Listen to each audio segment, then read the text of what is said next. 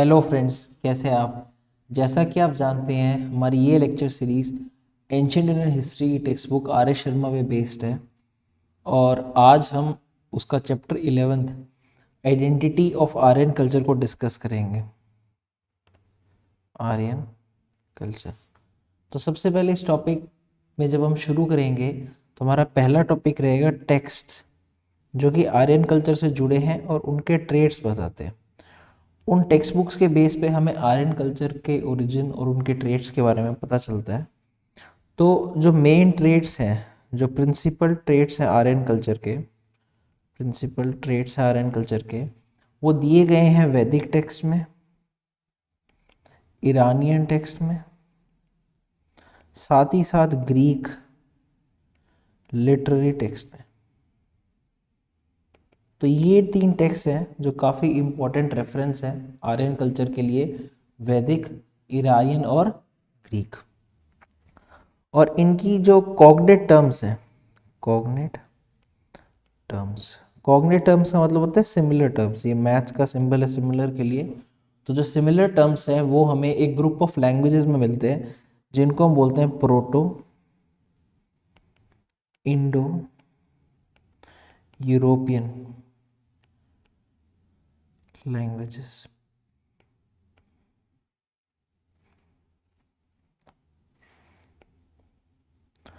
तो proto Indo European languages में हमें इनकी कॉग्नेट टर्म्स मिलते हैं। और इन्हीं टेक्स्ट को हम यूज़ करके रिकंस्ट्रक्ट करते हैं material and other aspects of Aryan culture.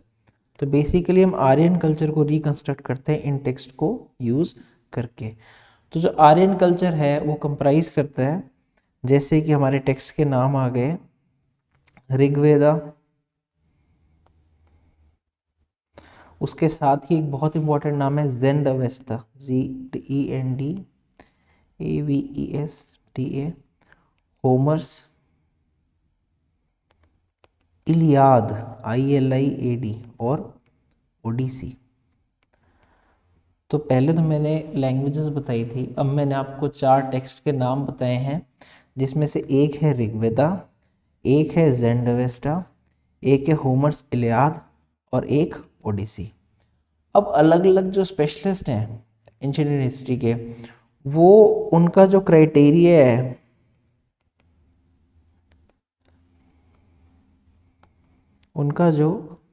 Criteria है, इन टेक्स्ट को डेट करने के लिए, इनकी डेटिंग करने के लिए, हो सकता है वो डिफरेंट हो, पर हम एक जनरली एक्सेप्टेड डेट्स लेंगे कि ये टेक्स्ट किस टाइम पीरियड के बीच में है। तो अगर हम ऋग्वेदा की बात करें तो ऋग्वेदा हम रफली डेट देते हैं 1500 BC की। ये हम एक रफली डेट देते हैं कि ऋग्वेदा को कब लिखा गया, पर जो इसके लेटर एडिशंस हैं वो एज लेट एज 1000 BC भी हो सकते हैं, तो ये एक जनरली एक्सेप्टेड डेट है ऋग्वेदा के लिए। और दूसरा इंपॉर्टेंट टेक्स्ट आप जानते हैं जिसका मैंने नाम अभी लिया था, उसका नाम है ज़ेंड अवेस्टा। इसको जो टाइम पीरियड दिया गया है वो है अप्रोक्सीमेटली 1400 BC। उसके बाद हम बात करें होमर्स इलियाद की, तो होमर्स के जो वर्क हैं उनको टाइम पीरियड दिया गया 900 से लेके 800 BC के बीच में। साथ में जानने वाली बात यह है, हालांकि ये जितने भी टेक्स्ट हैं ये अलग अलग एरियाज को बिलोंग करते हैं, they belong to different areas, पर अगर हम इनके टाइम पीरियड पे ध्यान दें, जैसे 1500, फिर 1000, फिर 1400, फिर 900, 800, तो ये बिलोंग करता है उस टाइम पीरियड को जब यूज होता था कॉपर और ब्रॉन्ज। कॉपर और ब्रॉन्ज जब यूज होता था ये उस टाइम पीरियड को बिलोंग करता है। और जो लेटर पार्ट है होमर टेक्स्ट के, वो इनफैक्ट आयरन को भी मेंशन करते हैं। पहले भी हमने पढ़ा है कि Fe जो है वो किसका सिंबल है, वो है आयरन। और इन्हीं टेक्स्ट में क्योंकि हम मटेरियल कल्चर को रिकंस्ट्रक्ट कर रहे हैं, तो अगर लाइवलीहुड के मेन सोर्सेस को लिया जाए, तो वो एक तो एग्रीकल्चर बनता है और दूसरा बनता है पेस्ट्रोलिज्म। और अगर क्लाइमेट देखें उनके लाइफ पैटर्न के हिसाब से, डाइटरी हैबिट्स के हिसाब से, तो क्लाइमेट का एस्टिमेटेड बनता है they lived in a temperate climate, temperate climate. अगर आप अभी तक इस टर्म से परिचित नहीं है टेम्परेट क्लाइमेट से, तो आप घबराइए मत। हम जब ज्योग्राफी की लेक्चर सीरीज शुरू करेंगे 11th और 12th एनसीईआरटी पे बेस पे, तो आपको अलग अलग तरह के क्लाइमेट, जब हम fundamentals of world physical geography discuss करेंगे तो ये अच्छे से क्लियर हो जाएंगे। और इंडिया में किस तरह का क्लाइमेट कहाँ मिलता है, ये इंडिया फिजिकल ज्योग्राफी में क्लियर हो जाएंगे। साथ में वो डोमेस्टिकेट करते थे, खासकर जो उनका सबसे मेन एनिमल था वो थे हॉर्सेस। और उनका मेन यूज वो करते थे एक तो राइडिंग के लिए, और साथ में फॉर ड्राइविंग कार्ट्स। और वो जो व्हील्स यूज करते थे तो बेसिकली स्पोक्ड व्हील्स यूज करते थे, स्पोक्ड व्हील्स। और जब वो फाइट करते थे they fought with Bhoj and arrows, जिनको वो रखते थे क्यूवर्स के अंदर, QUIVERS। तो हमने लाइवलीहुड के बारे में पढ़ा, उनके डोमेस्टिकेटेड एनिमल्स के बारे में पता, हमें ये पता चला कि वो फाइट कैसे करते थे, बोज एंड एरोस से फाइट करते थे। और उनकी सोसाइटी कैसी थी, मेल डोमिनेटेड थी या फीमेल डोमिनेटेड थी? So they had a male dominated society. अगर हम उनकी बरियल प्रैक्टिसेस की बात करें तो they use to bury their dead, वो अपने डेड को बरी करते थे, पर वो साथ में क्रिमेशन भी प्रैक्टिस करते थे, वो साथ में क्रिमेशन भी प्रैक्टिस करते थे। और जो ये इंडो यूरोपियन लैंग्वेजेस के स्पीकर्स थे, इनमें कल्ट भी थे, जैसे कि कल्ट ऑफ, जिनके बारे में हम आगे डिटेल में पढ़ेंगे, cult of fire and Soma. Soma क्या है इसके बारे में हम आगे पढ़ेंगे। तो ईरान और इंडियन सबकॉन्टिनेंट में, ईरान और इंडियन सबकॉन्टिनेंट में जो इंडो यूरोपियन लैंग्वेजेस के स्पीकर्स थे, इंडो, क्योंकि यही लैंग्वेजेस तो आर्यंस बोलते थे, इंडो यूरोपियन लैंग्वेजेस के जो स्पीकर्स थे उनमें कल्ट ऑफ फायर और सोमा भी मिलता था। साथ में वो एनिमल प्रैक्टिस भी करते थे, एनिमल सेक्रीफाइस की प्रैक्टिस भी करते थे, जिसमें इंक्लूडेड था हॉर्स सेक्रीफाइस। अश्वमेधा यज्ञ का आपने नाम सुना होगा, तो हॉर्स सेक्रीफाइस भी वो एनिमल सेक्रीफाइस के साथ प्रैक्टिस करते थे। आगे हम बात करें कि जो उनके कल्चरल कंटेंट्स हैं वो जिस टाइम पीरियड को डिनोट करते थे वो रफली कोइंसाइड करता है किससे, एक तो लेट नियोलिथिक से, लेट नियोलिथिक से, और दूसरा अर्ली ब्रॉन्ज एजेस से, लेट नियोलिथिक से और अर्ली ब्रॉन्ज एजेस से। अगर हम देखना चाहें कि ये एरिया कवर करते थे, कौन सा एरिया कवर करते थे, so they seem to cover the area of eastern Europe, eastern Europe, साथ में सेंट्रल एशिया, ईस्टर्न यूरोप और सेंट्रल एशिया। और ये जो एरिया था ईस्टर्न यूरोप का और सेंट्रल एशिया का, ये ज्योग्राफी किस एरिया को लिंक करता था ज्योग्राफिकली, एक तो इंडिया को, पाकिस्तान को, साथ ही Afghanistan, Afghanistan, Iran, Iraq, Anatolia और ग्रीस। तो ये सारे एरिया ज्योग्राफी लिंक्ड होते थे इंडो यूरोपियन लैंग्वेजेस बोलने वाले लोग से या आर्यन से। इंडिया, पाकिस्तान, साथ में अफगानिस्तान, ईरान, इराक, एनाटोलिया और ग्रीस। अब एंशियंट टाइम से जो कम्युनिटीज थी इंडो यूरोपियन लैंग्वेजेस की, वो इतनी वास्ट टेरिटरी को कवर करती थी। और जैसा कि अगर हम बात करें उनकी क्लाइमेट कंडीशंस की, क्लाइमेटिक कंडीशंस की, या बर्ड्स की, या एनिमल्स की, या ट्रीज की, तो इनके जो कॉग्नेट टर्म्स हैं, मतलब जो सिमिलर टर्म्स हैं अलग अलग लैंग्वेजेस से, उससे हमें ये समझ में आता है, ये तो आपको पता होगा कि कोल्ड और वार्म क्लाइमेट्स की कंडीशंस, वहाँ का फ्लोरा, वहाँ का फौना अलग अलग होता है। तो अगर इनको हम स्टडी करते हैं, उनके जो कॉग्नेट वर्ड्स हैं अलग अलग इंडो यूरोपियन लैंग्वेजेस में, तो हमें ये पता चलता है कि जो आर्यंस हैं वो बेसिकली वार्मर एरियाज में नहीं रहते थे, वार्मर एरियाज में नहीं रहते थे। इसलिए हमें जो इंडो यूरोपियन लैंग्वेजेस के जो स्पीकर्स हैं वो कहाँ मिलेंगे, basically temperate zone, temperate zone में। जो हमने भी डिस्कस करा, कौन सा एरिया कवर करता था, eastern Europe plus central Asia. और अब तो लेटेस्ट हम जेनेटिक स्टडीज में भी आ चुके हैं। तो जो जेनेटिक सिग्नल्स होते हैं जो कि पास होते हैं one generation to the second generation, जब एक जनरेशन से अगली प्रोजेनी आती है तो one generation to another generation जो जेनेटिकली सिग्नल्स पास होते हैं वो लिंक करते हैं इन सारी स्पीकर्स जो हैं आज की डेट में भी, किसके, इंडो यूरोपियन लैंग्वेजेस के। तो इसी में हमें एक जेनेटिक मार्कर मिलता है, एक जेनेटिक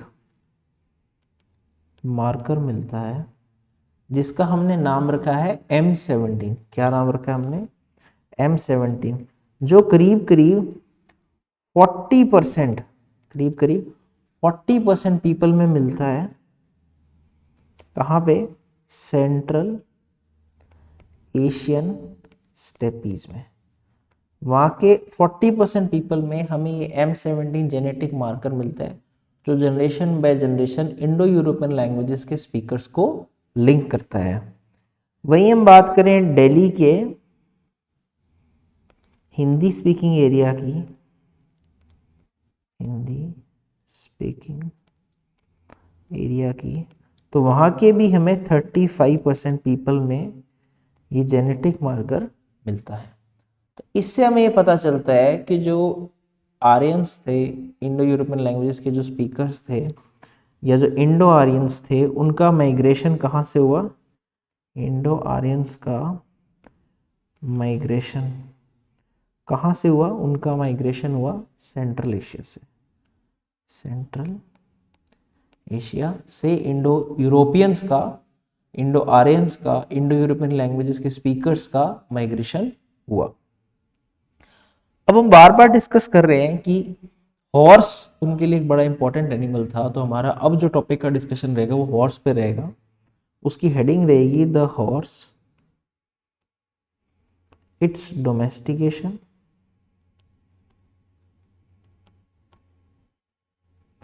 एंड डिफ्यूजन, कि कब और कैसे तो वो डोमेस्टिकेटेड हुआ और कैसे उसका यूज स्प्रेड हुआ या डिफ्यूज, और हमने उसका यूज पढ़ा। वो यूज करते थे राइडिंग के लिए, चैरियट्स के लिए, और साथ में वो एक सेंट्रल एलिमेंट था किसका, एनिमल सेक्रीफाइसेस का, जिसमें हमने एक यज्ञ का एग्जांपल देखा, अश्वमेध यज्ञ।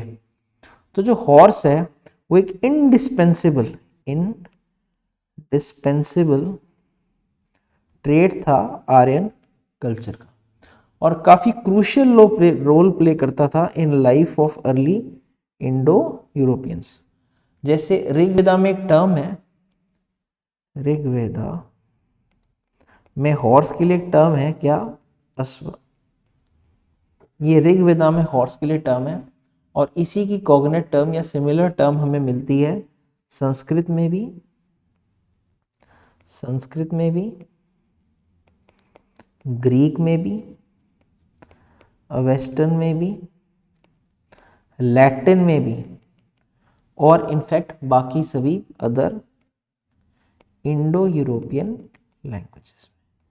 तो आप ये सोचो, हॉर्स की सिमिलर टर्म हमें ऑलमोस्ट सभी लैंग्वेजेस में मिलती है जो कि इंडो आर्यन से या Indo European language group of family से एसोसिएटेड है। एंशियंट टेक्स्ट की बात करें, जैसे कि मान लो वैदिक ही हो गया या वेस्टर्न हो गया, तो उसमें कई सारे जो पर्सनल नेम्स हैं या जो लोगों के नाम हैं वो क्या है, हॉर्स सेंटर्ड है। हॉर्स पे बेस्ड है या हॉर्स सेंटर्ड है। एग्जाम्पल लें अगर अर्ली वैदिक पीरियड का तो हमें करीब करीब 50 हॉर्स नेम्स मिलते हैं और करीब करीब 30 चैरियट के नेम्स मिलते हैं, चैरियट नेम्स हमें मिलते हैं। वैसे ही बात करें अस्पा, हमने पढ़ा अस्पा किसकी टर्म है, हॉर्स की। ये सेंट्रल है, किसके पार्ट बनता है, कई सारे ईरानियन चीफ्स के नेम का, सेवरल ईरानियन चीफ्स के नेम का हिस्सा भी हॉर्स है। कहाँ पे है, इन अवेस्ता, इन अवेस्ता। अवेस्ता टेक्स्ट में पढ़ना को मिलता है कि कई सारे ईरानियन चीफ्स का जो नाम था उनके नाम के हिस्से में भी हॉर्स आता था। वहीं अर्ली वैदिक पीरियड में हमें कम से कम 50 हॉर्स के नाम, 30 चैरियट के नाम हमें मिलते हैं। इसलिए हॉर्स वॉज इंडिस्पेंसिबल ट्रेड कह लो या central to the cultural life of Indo Aryans, आप ऐसा लिख सकते हो। फिर बात करें अगर हम कुछ ईरानियन ट्राइब्स की, ईरानियन ट्राइब्स जो मेंशन करी गई हैं हेरोडोटस के द्वारा, तो उनका भी नाम किसके ऊपर रखा गया, किसके बेस पे रखा गया, तो हॉर्स के बेस पे। और कई सारे फॉर्म्स में जो अश्व टर्म है, ASVA, ये ऋग्वेदा में आती है, नाना करते करीब 215 बार, 215 टाइम्स अश्व के लिए टर्म आती है ऋग्वेदा के अंदर, और उसी से बना है अश्वमेध यज्ञ। कोई और एनिमल का नाम इतनी फ्रीक्वेंटली ऋग्वेदा में नहीं मिलता। कंपेयर करें अगर हम काऊ से, तो काऊ का नाम आता है 176 टाइम्स। और वहीं बुल के लिए टर्म क्या है, वृषभा, VRSABHA, इसका नाम आता है 170 टाइम्स। अगर हम इन दोनों टर्म्स को मिला के ले तो उससे हमें एक और चीज की इंपॉर्टेंस पता चलती है, किसकी, कैटल रियरिंग की, कैटल रियरिंग की। पहले भी हमने पढ़ा कि इंडो यूरोपियन से जुड़े सारे टेक्स्ट को हम पढ़ा करें तो हमें एक मेन सोर्स ऑफ लाइवलीहुड पता चलता है जो कि था पेस्ट्रोलिज्म। तो यहाँ भी अगर ऋग्वेदा में किस फ्रीक्वेंसी से काऊ और बुल का नाम आ रहा है तो उससे हमें इंपॉर्टेंस पता चलती है कैटल रियरिंग की। तो जो कैटल रियरर्स थे, हालांकि वो टॉप मोस्ट हायरार्की में नहीं थे, उनको डोमिनेट करते थे। उनको कौन डोमिनेट करता था, they were dominated by horse based aristocracy. जो हॉर्स बेस्ड एरिस्टोक्रेसी थी वो कैटल रियरर्स को डोमिनेट करती थी। अब जैसे कि जो टाइगर हो गया या हम कह लें राइनोसरस हो गया, अब ये कहाँ के टिपिकल एनिमल्स हैं, तो ये टिपिकल एनिमल्स हैं या तो ट्रॉपिकल क्लाइमेट के या मॉडरेटली टेम्परेट क्लाइमेट के। एग्जाम्पल के उदाहरण में इंडिया में जैसा क्लाइमेट है, इंडिया में दोनों मिलते हैं, वो cold conditions of central Asia से एब्सेंट है, वहाँ ये नहीं मिलते cold conditions of central Asia में। और साथ में ये कहाँ नहीं मिलते, इनका नाम नहीं मिलता ऋग्वेदा के अंदर। ऋग्वेदा के अंदर भी टाइगर और राइनोसरस का कोई मेंशन नहीं है। वैसे ही जो बाकी ट्रॉपिकल या मॉडरेट टेम्परेट जोन के एनिमल्स हैं, जैसे कि आप ले लो लायन ले लो या आप डियर ले लो या आप बफलो ले लो या आप एलिफेंट ले लो, इनके भी इन टेक्स्ट के अंदर बहुत फ्यू रेफरेंसेस हैं, बहुत कम रेफरेंस है।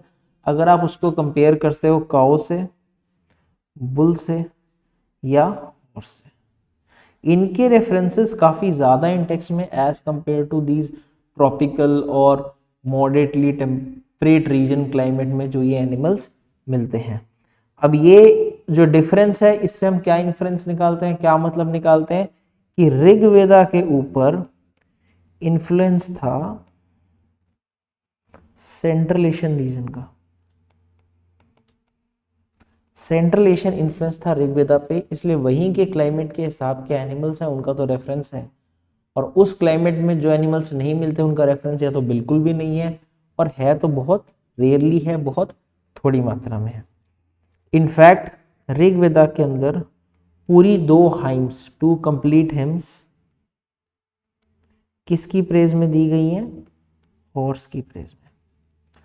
और जितने भी ऋग्वेदिक गॉड्स हैं या जितने भी वैदिक गॉड्स हैं उनको भी हॉर्स से एसोसिएट किया गया है। एग्जाम्पल के तौर पे इंद्रा और उसके companions and his companions the Maruts, तो इनको भी हॉर्स के साथ लिंक किया गया है ऋग्वेदिक टेक्स्ट के अंदर। और जो वैदिक पीपल है वो फ्रीक्वेंटली, अब फ्रीक्वेंटली का सिंबल क्या होता है? ये फ्रीक्वेंट का सिंबल। तो फ्रीक्वेंटली वो प्रे करते थे, एक तो प्रजा के लिए, प्रजा मतलब चिल्ड्रन के लिए, और पशु मतलब कैटल के लिए। तो प्रजा और कैटल, प्रजा और चिल्ड्रन, पशु और कैटल के लिए वो प्रे करते थे, और स्पेसिफिकली हॉर्स के लिए तो मांगते ही थे। स्पेसिफिकली कई बार एज मनी एज थाउजेंड्स, हजारों की मात्रा में घोड़े मिले।